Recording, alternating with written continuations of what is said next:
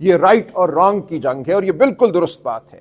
اس وقت کوشش یہ ہو رہی ہے کہ پاکستان کو واپس دھکیل دیا جائے ان ہاتھوں میں جنہوں نے اس کو نوچا ہے 76 سال۔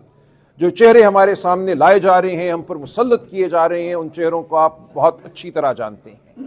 ہم نے انہی چہروں کے خلاف آواز بلند کی ہے، انہی چہروں کے خلاف ہم نے لڑنا ہے، اور ہم نے دکھانا ہے کہ پاکستان عام آدمی کا پاکستان ہے، آپ کا اور میرا پاکستان ہے۔ ہم میں سے کوئی وڈیرا نہیں ہے، ہم میں سے کوئی سلطان ابن سلطان نہیں ہے۔ ہم اس مٹی سے اٹھے ہوئے لوگ ہیں، اپنی محنت کر کے اپنے پاؤں پر کھڑے ہوئے لوگ ہیں۔